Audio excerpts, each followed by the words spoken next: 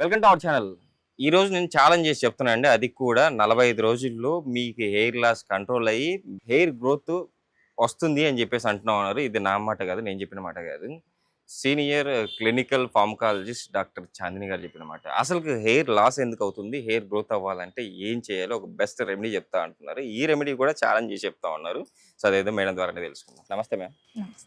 Madam, challenge చేసి చెప్తున్నారు 45 రోజుల్లో ఎవరి హెయిర్ అయినా కానీ బాగా ఎక్కువగా బాగా పెరుగుతుంది. ఈ రోజు నేను చెప్పే రెమెడీ చెప్తే అంటున్నారు. సో ఏంటి రెమెడీ అది మన ప్రేక్షకుల కోసం ఎలా యూజ్ అవుతుందో మన ప్రేక్షకుల కోసం తెలియజేయండి. యాక్చువల్గా ఫస్ట్ ఆఫ్ ఆల్ హెయిర్ ఎందుకు ఫాలో అవుతుంది, ఎందుకు గ్రోత్ అవుతుంది, సో ఈ 2 రీజన్స్ ఇంపార్టెంట్. ఓకే. చాలా మందికి కొన్ని existed diseases or some mental conditions, some hormonal imbalance along with nutritional deficiency. So ఇవన్నీ కూడా హెయిర్ గ్రోత్లో ఒక పార్ట్ అన్నమాట. సో మీరేంటంటే ఈ పార్ట్స్ని మీరు కంట్రోల్ చేసుకుంటూ హెయిర్కి ఇవ్వాల్సిన న్యూట్రిషన్ ఫుడ్ ఇస్తే అది కంపల్సరీగా గ్రోత్ అవుతుంది. మీకు ఆకలి వేస్తుంది, అన్నం పెడితే ఎందుకు ఆకలి తగ్గదు?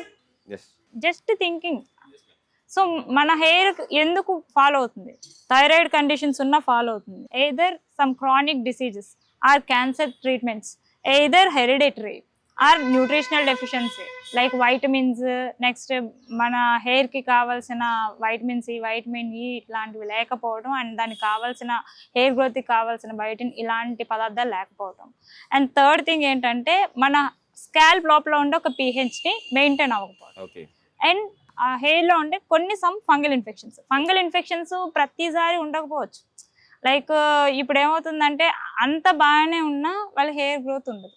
సో ఎందుకు? సో వీళ్ళకి ఏంటంటే న్యూట్రిషనల్ డెఫిషియన్సీ కూడా ఉంటుంది. నవే డేస్ మనం తిన్న ఫుడ్ కూడా పెద్ద బ్లండర్ అనమాట.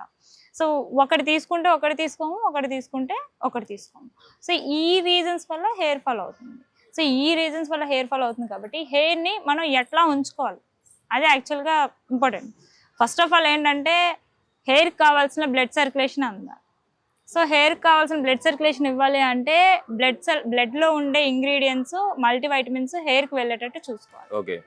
సో అందులో ఎలాంటివి మనం చేయాలి అంటే అసలు అన్నీ ఉండేటట్టు. సో ఇప్పుడు ఏంటంటే కరివేపాకు మీరు తీసుకొని ఉంటుంటారు, కర్రీ లీవ్స్లో ఆల్మోస్ట్ హెయిర్కి కావాల్సిన అన్ని ఇంగ్రీడియంట్స్ ఉంటాయి. సో మీరు కరివేపాకు జ్యూస్ని కనుక మిక్స్ చేసి ఒక 45 days అయితే హెయిర్ కి కావాల్సిన ఫుడ్ అనేది కంప్లీట్ గా జ్యూస్. మేడం, ఓన్లీ ఇప్పుడు కర్రీ లీవ్స్ ను మీరు జ్యూస్ లాగా చేసుకొని తీసుకోవాలంటున్నారు. అందులో యాడ్ గా అంటే ఏం తీసుకోవద్దా? ఓన్లీ కరివేపాకు మాత్రమే తీసుకోవాలా? సో దాంట్లో ఆల్మోస్ట్ హెయిర్ కి కావాల్సినవి ఉంటాయి. మీరు చెక్ చేసుకుంటే కర్రీ లీవ్స్ లో ఉండే ఇంగ్రీడియంట్స్ కూడా చాలా వైటమిన్ ఈ అండ్ బ్లడ్ పెరగటానికి, మీరు నాట్ ఓన్లీ లైక్ హెయిర్ గురించనే కాదు, ఈవెన్ బ్లడ్కి కూడా. సో ఎవరైతే 8 అట్లా ఉంటారో సో వాళ్ళకు కూడా మీరు కరివేపాకు పచ్చడి కానీ కరివేపాకు ఫార్మేషన్ కానీ ఇంక్రీజ్ చేసుకుంటే ఆటోమేటిక్గా వాళ్ళకి హెచ్బి కూడా పెరుగుతుంది అనమాట. Okay ma'am. సో ఇదేంటి అంటే కరివేపాకు, ఇప్పుడు కరివేపాకుని మీరు జ్యూస్ రూపంలోనే తాగాల్సిన అవసరం లేదు, అంటే జ్యూస్ రూపంలో తాగుతూ కూడా. సో మీరు ఏంటంటే కరివేపాకు, గోవా లీవ్స్ ఐడియా ఉన్నాయా?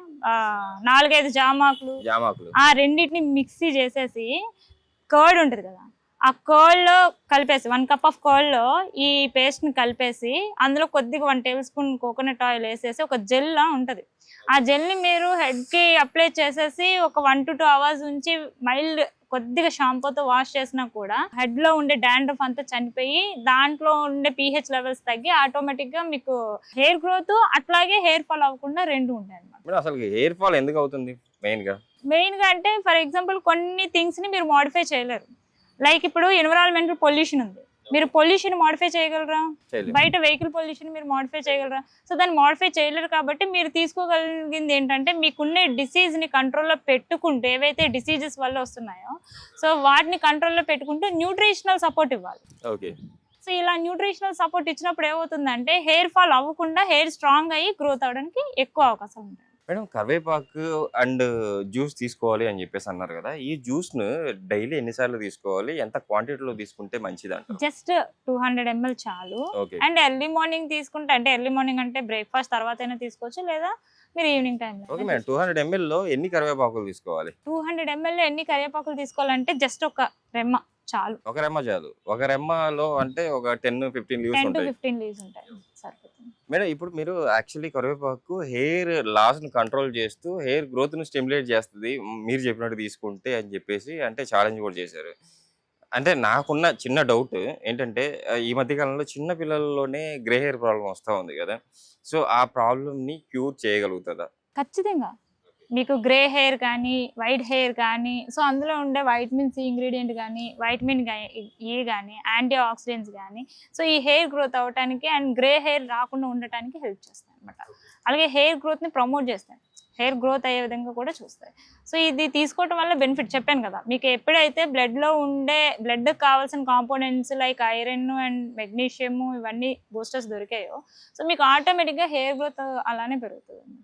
మేడం ఇప్పుడు యాక్చువల్లీ మీరు చెప్పినది డైరెక్ట్‌గా తీసుకోమంటున్నారు జ్యూస్ రూపంలో. బట్ మనము కరివేపాకుని మనం పోపులో కూడా యూజ్ చేస్తాం. నేను అదే సో, చెప్తున్నా. అలా తీసుకున్నా కూడా మనకొస్తదా ఇలా? లేకపోతే ఇలానే లేదు. మీరు తీసుకునే ఫార్మ్ ఏదైనా పర్వాలేదు. లైక్ మీరు కరివేపాకు పచ్చడి తినొచ్చు. లేదు కరివేపాకుతో చేసుకునే కరివేపాకు పొడేసుకొని తినొచ్చు. అయితే జ్యూస్ తాగొచ్చు. బట్ ఏంటంటే దీనికొచ్చేటప్పటికి పచ్చడి రాగానే ఉంటది. అట్లాగే నెక్స్ట్ ఏదైతే మీరు జ్యూస్ తీసుకుంటున్నారో అది కూడా రాగానే ఉంటది. ఎప్పుడైనా కానీ ఫుడ్‌ని రాగా తీసుకుంటేనే దాని ఫలితం అనేది 100% ఉంటుంది. Okay madam. సో మీకు పొడిలోకొచ్చేటప్పటికి పౌడర్ చేసుకునేటప్పటికి దాన్ని ఆయిల్‌లో వేయిస్తారు కదా! సో ఆ ఇది అనేది ఉంది. నిజంగా మేడం. ఈరోజు హెయిర్ గ్రోత్‌కి చాలా చక్కటి రెమెడీ అనుకోవాలి. సో, కంపల్సరీ మీరు చెప్పినట్టు మన ప్రేక్షకులందరూ కంపల్సరీ వాడి ఈ ఛాలెంజ్‌ని యాక్సెప్ట్ చేసి వాళ్ళ హెయిర్ గ్రోత్‌ని పొందుతారని చెప్పి ఆశిద్దాం మేడం. ఇంత మంచి ఇన్ఫర్మేషన్ మన ప్రేక్షకుల కోసం ఇచ్చినందుకు థాంక్ యూ.